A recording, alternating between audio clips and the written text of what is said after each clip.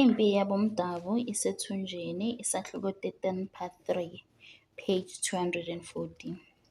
AbakwaBhulose bafuna ukuba ushade ingane yabo yebanga yesi-6 bese uyohlala eMalukazi.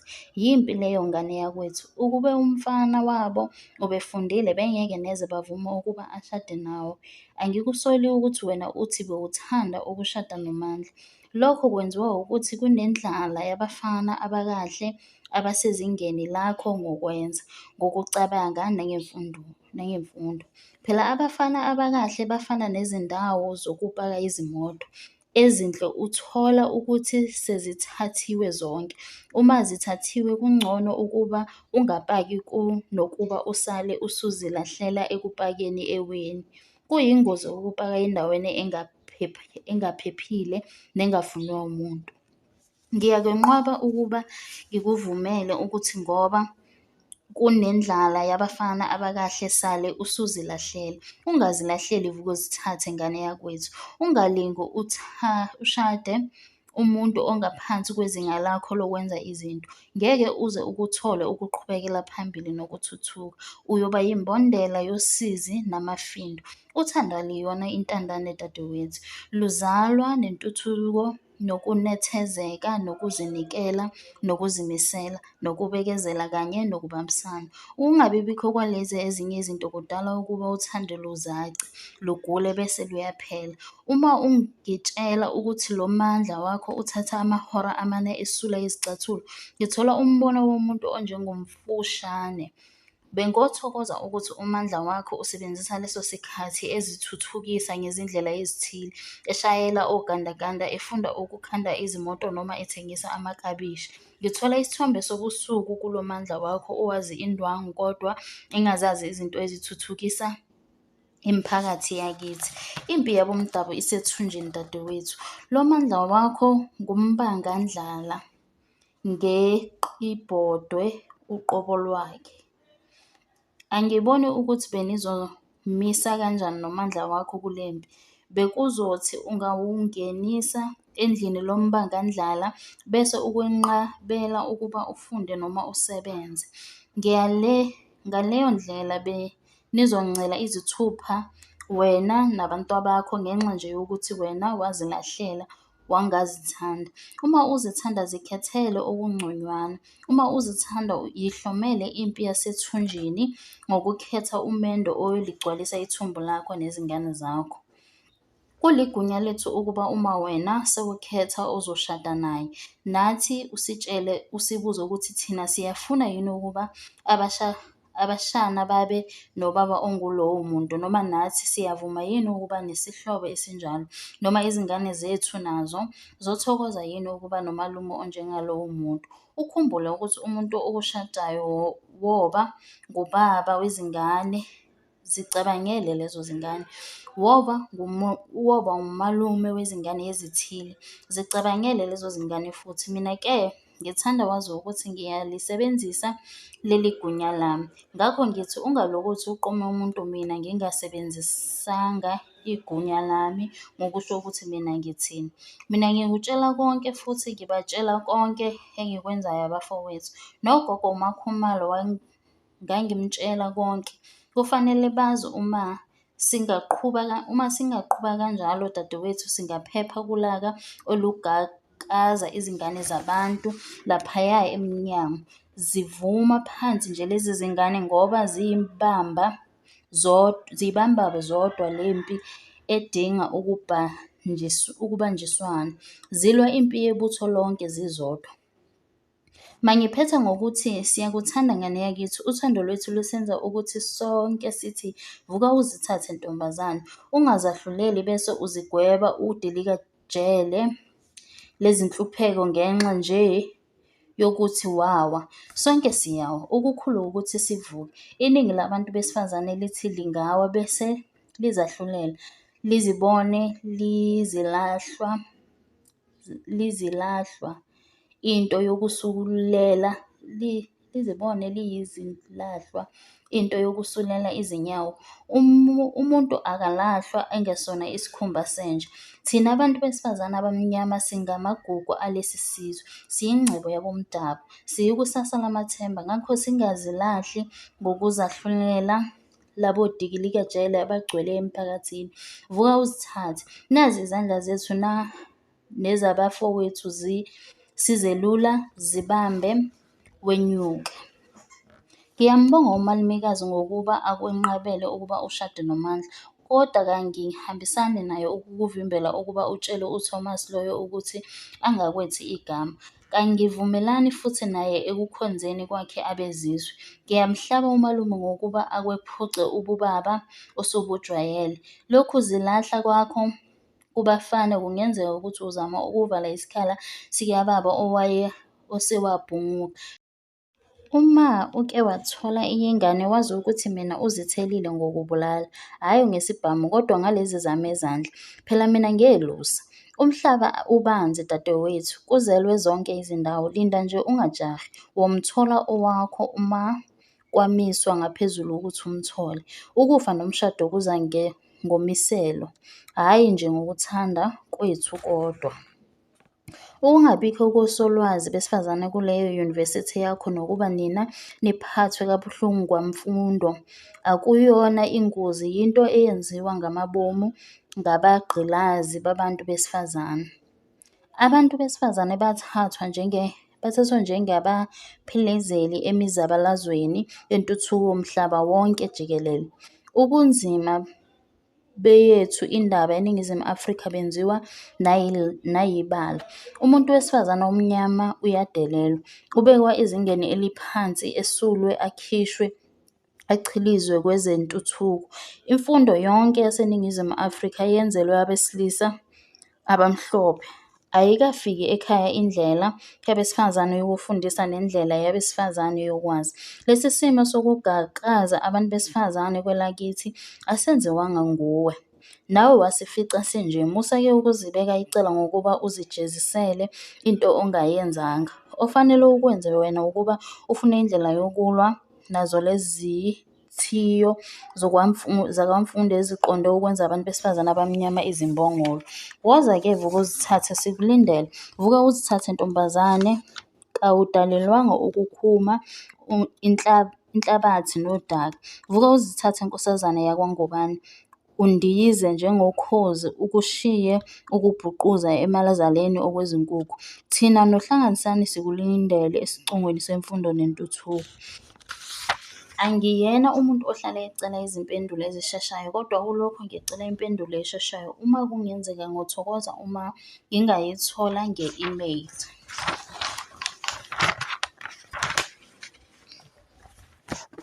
uMarie van den Berg angakusiza kulokho. Khonza kumalumekazi nabashana bami, oza neqiniso nowakwabo. Ngiyakuthanda dadewethu, yimi owakweni, uzithelile. Umdwebo wale ndaba-ke nguNkeli Msiphi. Bayilalela le ncwadi oVukizitha noHlanganisani babonga. uVukizitha waphefumula kuqala ngokuthi, ngiyabonga dadewethu ngemizamo yakho yonke yokuba uyibuthe ingane yakwethu. Lokhu kubabela ukhwezela kabusha intshisakalo enganeni yakithi kuzoba nemiphumela emihle ngoba uyakuhlonipha uVukuzithathe. Ungakhathazeki mfowethu, sifanele sibambane singumndeni. Kungumsebenzi wami nami ukuba ngiselule isandla ezinganeni zakwethu. Nginamahloni nokho ngoba nina noHlanganisani nasemukela, namanje nisasemukela, yize abazali bethu bengenamukelanga namanje bengabongi ngezinto enisenzela zona. Kwenzayo yazi ukuthi asikwenzeli ukuba sibonge, sikwenza ngoba kungumsebenzi wethu. Kasidayiselani ngalobu buhlobo bethu. Uqinisile udadewethu Vikezitha, konke esikwenzayo sikwenza ngoba kufanele sikwenze. Siyathokoza ukuthi wena usamukele, yize umalume nomalumekazi bengasamukeli. Ngithanda ukuba wazi nokho ukuthi thina asibabeki icala ngabakwenzayo. Simatasatasa kabi sizithuthukisa ukuthi singaba nesikhathi sokubeka abanye amacala. Impilo yimfushane kakhulu ukuba singayisaphaza kuzinto ezingayi ndawo. Yebo, masakheni siye phambili mabovu. Kuzofuneka ukuba sithengele ithikithi uVukuzithathe ngo-April ukuze uthi uma usuwembathela i-PhD yakho Hlanganisani ingane yakwethu ize noDokotela ZM Buthelezi ngubani? Ngubani konje loyo? Kubuza uHlanganisani emoyizela ebheka uVikizitha. Phela Hlanganisani kuhle ngizijwayeze manje ukubiza uZamashenge ngomaButhelezi noma ngoDokotela Buthelezi ngubani? Angaba nguButhelezi ngubani kanjani manje dadewethu? Phela usengowakwaNgubane nje kwaphela, kuchaza uVikizitha. Sesadlula leso sikhathi, ngeke nje ukuthi ngoba useshade kithi uZamashenge sithi makashintshe konke okwakhe nabakubo. Ukuthi ungowakaButhelezi angeke ushintshe, nokuthi ungudokotela angeke ukhumule akulahle. Kunganjani ukuba sihlele khona manje ukuthi uzoza kanjani uVukuzithathe? Kusho uVikizitha eqhelisa izitsha abedla ngazo. Uweta wentombazane yomlungu wazibutha wabonga. Njengokuba ngizobe ngimbatha, kuhle kube yimi engimthengela ithikithi. Ngizocela incwadi ekhombisa ukuthi ngiyembatha ukuze akwazi ukuthola ivisa yokuza ngapha, kuchaza uHlanganisani. Mbovu, kubonga uVukizitha. Waqhuba wathi kuzofuneka ukuba ngiqhwaye imifundaze noma yimali yokwebolekwa ukuze angangeni ezingxakini zokukhokhela le mfundo edulayo yaseMelika. Ngizombhalela ngimtshele ukuthi angahlupheki ngemali yesikole, sesiyitholile. Kungamsiza ukuba aphindele kwezemidlalo ukuze abe linoni ngapho. Imifundaze yezemidlalo iyasiza kuleli zwe. Mina sengizomfunela isikolo, kusho uZithelile. Waqhuba wathi njengoba sekungusuku lwenu lokugcina sindawonye kulo nyaka, kuhle sithulule yonke imigodla yethu. Kunjani Vikizitha? Ungathanda ukuba usethulele onakho? Okunjengani kahle uZithelile? Wase ungibheka ngaleyo ndlela. uZithelile wacaphuna i-cheesecake ngesipuni kuVikizitha wamfunza yona wathi, kuningi osikweleda kona Mbumbu. Zithini ezase-Iowa City ngomakoti wakithi osefunda isiSwahili ngoba ethi ufuna ukuthi afike ekhaya esekwazi ukukhuluma nabantu basekhakakhe kwangubani. Wo, kahle dadewethu, kusho uVikizitha ehleka kakhulu. NoHlanganisani wahleka wathi, kwanzima kuleyo ndawo, ingathi sengiyababona indumalo kamakoti ethola ukuthi abakwangubane abasazi lesi siSwahili azihlupha ngaso. Kanti isaqhubeka yini le ndaba kaKimberly Bells? Okay. Thina njengabantu abafundile sikholwa yizincwadi, kusho uZithelile edonsa isikhwama sakhe esigaxwayo. Uma usisiza ngamanqampunqampu angizukuyifunda le ncwadi kaKimberly. Kulungile, yiyekeni incwadi. Nawo amanqampunqampu. Mina angishongo ukuthi ngizomshada uKimberly. Angiyazi nje lento aseyenza manje. Ubhalela ngisho umama elalusha. Angazi nje ukuthi ngizobaleka kanjani kuKimberly. Mina angishongo ukuthi ngizomshada ngobungani bethu. Ngangithi nje singabangani kanti yena uyakude. Iqiniso ukuthi angikaze ngithi ngiyomshada. Kanti indaba isingako ungasho nje mfo, kubuza uHlanganisani. Ayikho indaba ekhona ngaphandle nje kokuthi uKimberly uyaziphambanisa. Uthi angashada kanjani nami ngoba mina ngibuyela ekhaya eMpaphala. Mina ngizomthola ekhaya oyoshadwa yimi. Kuzelwe koMlazi, koDabeka, koMafunze nakoSikobho, koLaskobho nakoBergville. Uma ngishada lo mlungu ngizobe ngithi zizoshodwa ngobani izintombi zakithi? Pho wawusholani ukuthi uzomshada? Kubuza uZithelile. Kangikaze ngithi ngizomshada uKimberley, kuphika uVikizitha. Washo mfethu, washo futhi washo kakhulu nathi sezwa. Mina iyangixaka le ndaba yabafana ongabezwa bethi uyazihlanyisa ubani. Mina angishongo ukuthi ngizomshada. Bakhohlwa ukuthi izenzo zikhuluma kangcono kunamagama. UVikizitha akashongo ngomlomo wakhe ukuthi uzoshada uKimberley, kodwa izenzo zakhe zazimemezela umshado.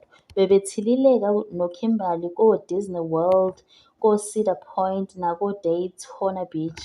Yonke i-Iowa yayibabona ndawonye njalo futhi izibona nokuthi izenzo zabo zithi bangamathe nolimi. Noma ungazange usho ngomlomo ukuthi uzomshada uKimberley, yena wafunda izenzo zakho walindela elungisela umshado. Kanti kunjalo, hlanganisani wena njengomfana, ngiyathemba uyayizwa lento engiyishoyo kudadewethu. Khona ngiyayizwa, kodwa iqiniso lithi izenzo zikhuluma kangcono kunamazwi. Uma wena ungabhekile izenzo zakho zokukinatela, kanti usakulindele unonhlanhla esamungu. Mina isiyangethusa lento kaKimberley. Uma ungayithatheli ezinye izinyathelo izohamba nawe. Masambeni bantu ukuze sedlule kwaChoncho, kwaChangli nakwa-Oakari sivalelise, kusho uZithelile eSukuma. Bahamba-ke sebeqonda e-University Village. Babecula ingoma ethu abaya eNatali bahamba ngezimoto. Bashesha ukulala ngalolo suku ngoba bebezohamba oHlanganisani ngakusasa. UVikizitha wayezohamba ngemoto yakhe kanti uHlanganisani wayezondiza nge-Delta Airlines elibangise eLos Angeles, eCalifornia. Phela imali babenayo laba abafundi ngoba babesebenza imisebenzi eminingi. Bobathathu